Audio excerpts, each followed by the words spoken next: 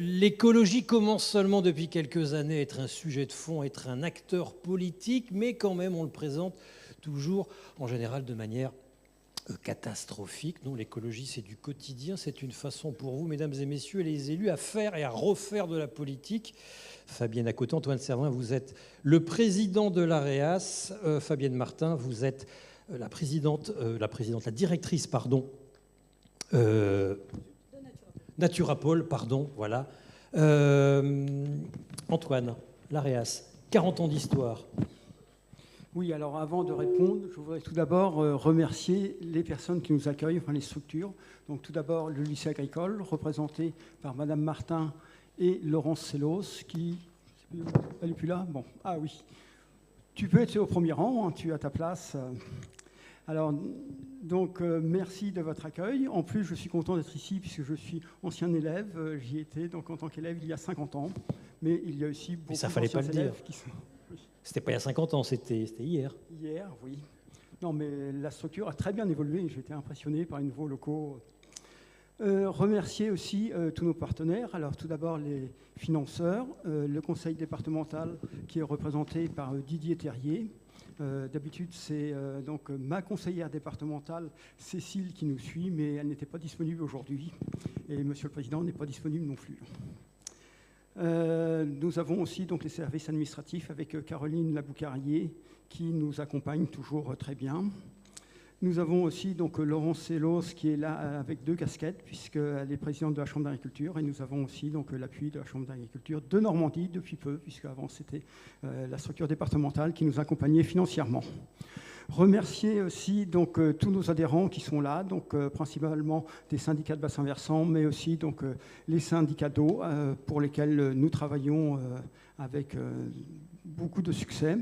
Tous nos partenaires aussi, donc il y a les chercheurs, les services de l'État et peut-être d'autres personnes que j'oublie. Donc je vois en face de moi M. Filali aussi, qui nous a accompagnés à son époque lorsqu'il était à l'Agence de l'eau. Oui, et dans les financeurs, j'ai oublié aussi l'Agence de l'eau, donc qui est représentée par donc, 2 personnes. Là, au premier rang, j'ai oublié votre nom.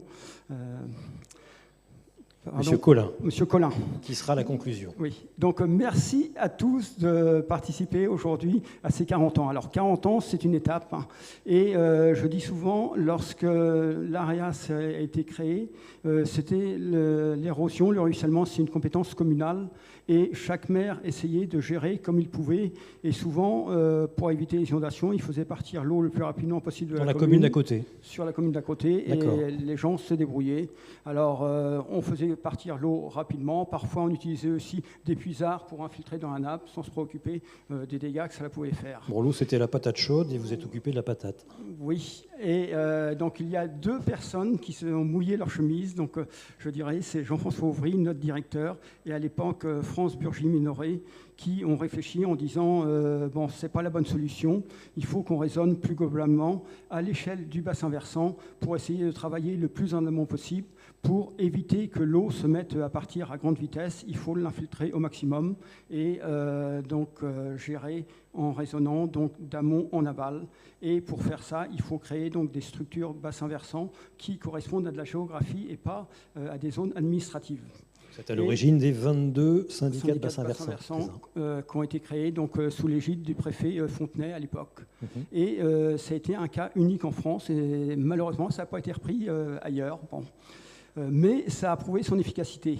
Et une fois les structures créées, il fallait donc avoir des compétences pour pouvoir animer, dialoguer avec les occupants du terrain, donc les collectivités, les agriculteurs, et comme il n'y avait pas de gens formés, donc l'AREAS s'est positionné pour les former. Alors en plus, il y a eu beaucoup de turnover, donc depuis 30 ans, on forme tous les ans des nouveaux intervenants pour aller sur nos territoires et pour faire évoluer la situation.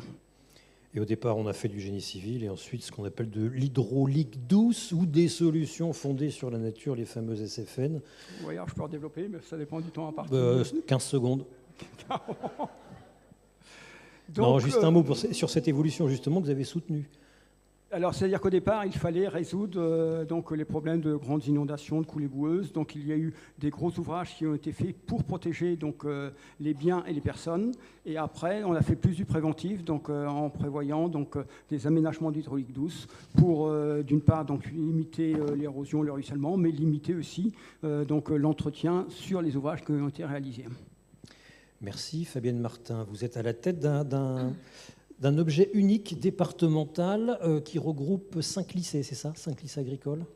Oui, alors donc bonjour à toutes et à tous. Ravi de vous accueillir. Alors pour la plupart de nouveau, parce qu'on s'est déjà vu sur une journée de l'eau consacrée à l'eau organisée par la DDTM, le service de l'État, qui sont représentés, je crois, par Monsieur Ramy aujourd'hui.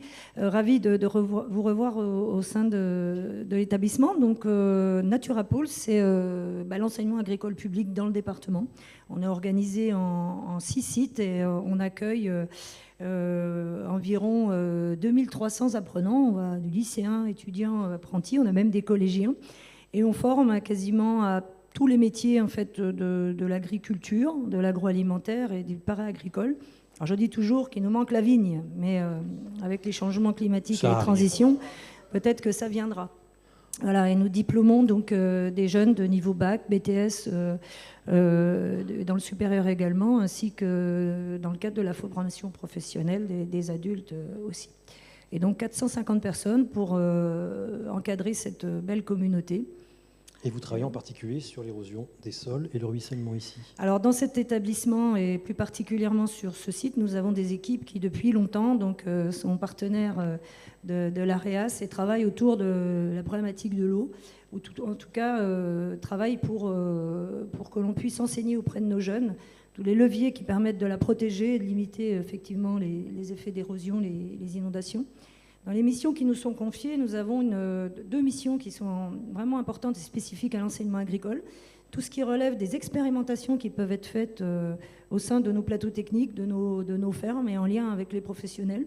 Et une mission d'animation du territoire également. Et dans ce cadre-là, en fait, les partenaires qui sont présents ici, qui sont ceux de l'AREAS, ce sont également les nôtres. Et nous travaillons avec les collectivités, avec les professionnels aussi qui accueillent nos jeunes. La majeure partie de nos jeunes sont quand même des jeunes qui se dédient, qui ont des projets professionnels autour de l'agriculture. Et dans ce département, sur les grandes productions, même si on forme à toutes les productions agricoles, autour des productions céréalières de grandes cultures et aussi d'élevage, c'est vraiment l'enjeu pour nous de les former pour que ces agriculteurs, ces jeunes agriculteurs de demain, enfin on peut dire aussi d'aujourd'hui, hein, parce qu'on s'installe après un bac professionnel, après un BTS, intègrent l'enjeu des transitions et notamment l'enjeu autour de l'eau, plus particulièrement dans cette région. Moi, je viens de la région Bourgogne-Franche-Comté et quand je suis arrivée ici, très vite dans cet établissement et en lien avec les partenaires, je tiens à souligner vraiment le collectif qui se mobilise autour de l'eau, autour des enjeux de l'eau dont vous allez faire le tour. Je pense aujourd'hui, enfin, en tout cas vous allez avoir une approche assez aboutie et partagée aujourd'hui. Oui, je suis parqué. Juste un mot sur, si vous voulez bien, sur la zone tampon humide artificielle qui m'intrigue. Alors en fait, c'est un exemple justement des programmes d'expérimentation que nous pouvons mener avec les partenaires. Elle se situe donc sur une parcelle mise à disposition par l'établissement pour pouvoir voir le parcours de l'eau et pouvoir en voir donc l'évolution entre son entrée dans cette zone et sa sortie. Donc c'est un projet d'expérimentation qui n'est pas nouveau et pour lequel donc nos étudiants, nos enseignants, dans le cadre de missions aussi que le ministère nous permet d'avoir, on peut avoir des enseignants qui passent par exemple un tiers de leur temps à travailler sur les sujets, et là on a des enseignants qui travaillent sur le sujet de l'eau. Donc c'est un sujet d'expérimentation. Un laboratoire spatial. Un laboratoire vivant. Cofinancé par l'Agence de l'eau, c'est ça? Oui, et puis également les collectivités dans son démarrage. Après, on a d'autres possibilités aussi. On a des projets où nos jeunes peuvent travailler avec les professionnels, notamment dans le cadre de programmes régionaux.